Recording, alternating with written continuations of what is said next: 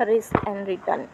Risk, investor invest for anticipated future return, कि जो investor है वो इन्वेस्ट करता है एंटिसिपेटेड फ्यूचर रिटर्न के लिए, लेकिन ये जो रिटर्न्स होते हैं ये प्रेडिक्ट किए जाते हैं, रियरली प्रेडिक्टेड, कि जो रिस्क है हम उसको पहले से मान कर नहीं चल सकते कि कितना हो सकता है। The difference between expected return, risk क्या होता है, जो हमारा एक्सपेक्टेड रिटर्न है और जो हमें एक्चुअल रिटर्न मिलने वाला है उसका जो डिफरेंस होगा उसे हम रिस्क कहते हैं। All investor generally prefer investment with higher return, सारे इन्वेस्टर जनरली प्रेफर करते हैं कि जो भी इन्वेस्टमेंट वो करेंगे उनसे उन्हें हाई रिटर्न मिलेगा। He has to pay the price in term of accepting higher risk too, कि जो भी अगर वो हाइयर रिस्क उठाते हैं तो उन्हें हाइयर रिटर्न मिलेगा।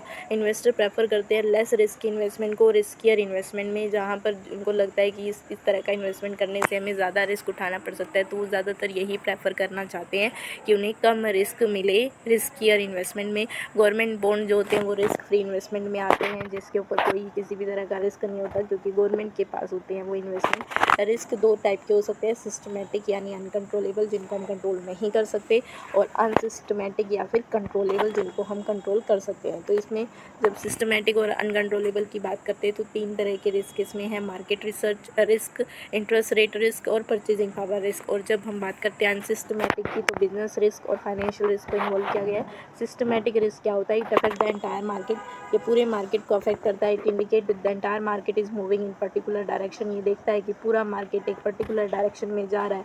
और इकोनॉमिक, पॉलिटिकल और सोशलॉजिकल चेंजेस को अफेक्ट करता है। इस तरह का जो रिस्क होता है इसको आगे डिवाइडेड किया जाता है मार्केट रिस्क में, इंटरेस्ट रेट में और परचेजिंग पावर रिस्क में।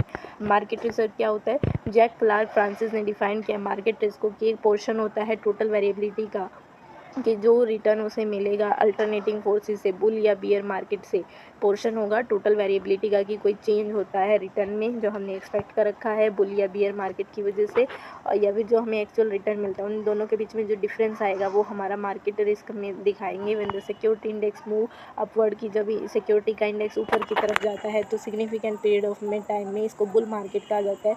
और जैसे ही वो इंडेक्स डिक्लाइन होता है from the peak to market low point, की बिल्कुल ऊंची वाली चोटी से नीचे जाता है तो उसको ट्रफ कहा जाता है, बियरिश बोला जाता है सिग्निफिकेंट पीरियड ऑफ टाइम में। तो जो भी फोर्सेस अफेक्ट करते हैं स्टॉक मार्केट को, टेंजिबल और इंटेंजिबल इवेंट की वजह से हो सकता है। टेंजिबल इवेंट जैसे कि अर्थक्वेक, वॉर, पॉलिटिकल अनसर्टेनिटी या कोई फॉल हो गया वैल्यू में, करेंसी में।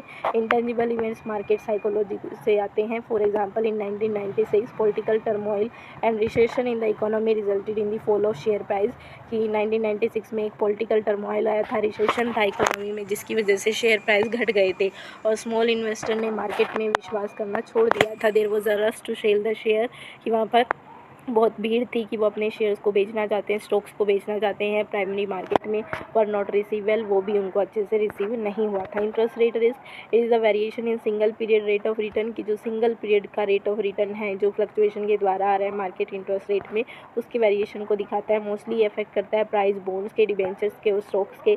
फ्लक्चुएशन इन इंटरेस्ट रेट्स की कोज करती है गवर्नमेंट मॉनेटरी पॉलिसीज में चेंजेस को, और जो ट्रेजरी बिल में चेंज हो रहा है या गवर्नमेंट बॉन्ड में जो चेंज हो रहा है उनको दिखाता है। Interest rate not only affect the security traders, interest rate सिर्फ सिक्योरिटी ट्रेडर को अफेक्ट नहीं करता, इसके अलावा ये कॉर्पोरेट बॉडीज जो बिजनेस में बोरोड फंड को कैरी करते हैं उनको भी इंक्लूड करता है। जो कॉस्ट बोरोइंग है वो इंक्रीज हो जाती है, हैवी आउटफ्लो होता है प्रॉफिट का, जिसमें इंटरेस्ट को एक की माना जाता है कैपिटल बोरोड के लिए।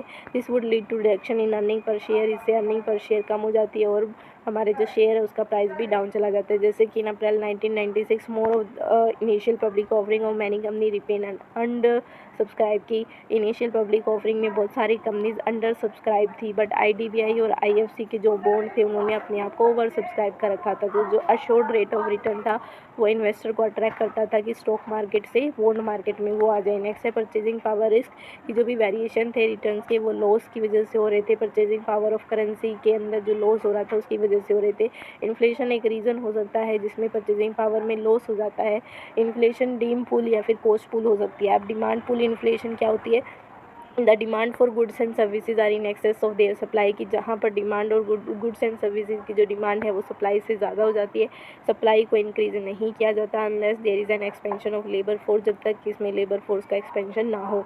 मशीनरी का या फिर प्रोडक्शन का इक्विलिब्रियम आता है, इसमें डिमांड और सप्लाई का अटेन किया जाता है, हायर प्राइस लेवल को दिखाएगा।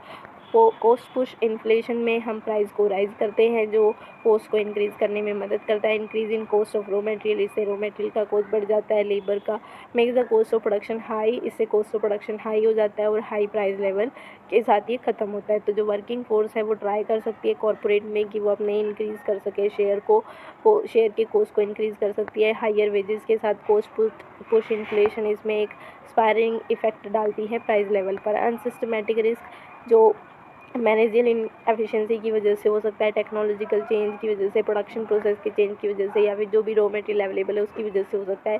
कंज्यूमर प्रेफरेंस चेंज होने की का कारण भी हो सकता है। इसमें लेबर प्रॉब्लम भी हो सकती है। They have to be analyse by each and every firm, हर एक फर्म को इनको एनालाइज करना चाहिए अलग अलग से। हर एक फैक्टर में अनसिस्टमेटिक रिस्क होता है। इसमें दो तरह के रिस्क आए हैं, business risk and financial risk. Business risk जो कोज करता है ऑपरेटिंग एनवायरनमेंट की वजह से, it arise from inability of a firm. ये कब अराइज होता है, जब कोई फर्म इनएबल है, अपने कम्पिटिटिव एज को वो मैनेज नहीं कर पा रही, या फिर ग्रोथ और स्टेबिलिटी अर्निंग में नहीं ला पा रही, वेरिएशन है उसके एक्सपेक्टेड ऑपरेटिंग इनकम में, ये इंडिकेट करते हैं बिजनेस रिस्क को। ये कंसर्न करता है अलग अलग डिफरेंस को, जैसे रिवेन्यू और earning before interest and tax के बीच का जो डिफरेंस हो सकता है उसको कह सकते हैं। इसको दो में डिवाइड किया जाता है, इंटरनल बिजनेस रिस्क और एक्सटर्नल। इंटरनल बिजनेस रिस्क जो है वो एसोसिएट करता है ऑपरेशनल एफिशिएंसी ऑफ फर्म के साथ। Efficiency of operation is reflected on the companies achievement. जो एफिशिएंसी ऑपरेशन की वो रिफ्लेक्ट होती है कंपनी के अचीवमेंट में, उसके गोल्स में, जो भी प्रोमिसेस उसने इन्वेस्टर को किए उनके साथ। द इंटरनल बिजनेस रिस्क, जो इंटरनल बिजनेस रिस्क है वो उसमें फ्लक्चुएशन हो सकती है, सेल्स में रिसर्च और डेवलपमेंट आ सकता है, पर्सनल मैनेजमेंट हो सकती है, फिक्स कॉस्ट होता है और सिंगल प्रोडक्ट होता है। एक्सटर्नल बिजनेस रिस्क रिजल्ट करता है ऑपरेटिंग कंडीशन में, जिसमें फर्म कुछ सर्कमस्टांसेस में आती है जो उसके कंट्रोल में नहीं होती। एक्सटर्नल बिजनेस रिस्क में सोशल या रेगुलेटरी फैक्टर्स हो सकते हैं, पॉलिटिकल रिस्क हो सकता है, या बिजनेस साइकिल के रिस्क हो सकते हैं। Next is financial risk. ये वेरिएबिलिटी है इनकम का इक्विटी कैपिटल पर ड्यू टू डेट कैपिटल की जो वेरिएबिलिटी है उसका डिफरेंस होता है इक्विटी कैपिटल और डेट कैपिटल के हिसाब से। फाइनेंशियल रिस्क एसोसिएट करता है कैपिटल स्ट्रक्चर ऑफ फर्म को। कैपिटल स्ट्रक्चर ऑफ फर्म में इक्विटी बॉन्ड और बोरोड फंड दोनों तरह के फंड्स होते हैं, तो इंटरेस्ट पेमेंट अफेक्ट करती है पेमेंट को जो इक्विटी इन्वेस्टर को ड्यू की गई है। जो भी डेट यूज़ किया जाता है ओन फंड के द्वारा वो रेट ऑफ रिटर्न को इंक्रीज़ कर देता है, और शेयर होल्डर का रिटर्न को जब इंक्रीज़ करता है तो उसे फाइनेंशियल लेवरेज कहा जाता है। जो फाइनेंशियल रिस्क है उसको कंसीडर किया जाता है ईबीआईटी और ईबीटी के बीच में। The business risk causes the variation between revenue and EBIT. जो बिजनेस रिस्क है वो एक वेरिएशन दिखाता है ईबीआईटी और रिवेन्यू के बीच में। फाइनेंशियल रिस्क अवॉइड करता है रिस्क को, क्योंकि मैनेजमेंट यहाँ पर डिसाइड करती है कि कितना फंड उन्होंने इक्विटी कैपिटल में लगाना है और कितना बोरोड कैपिटल में इन्वेस्ट करना है।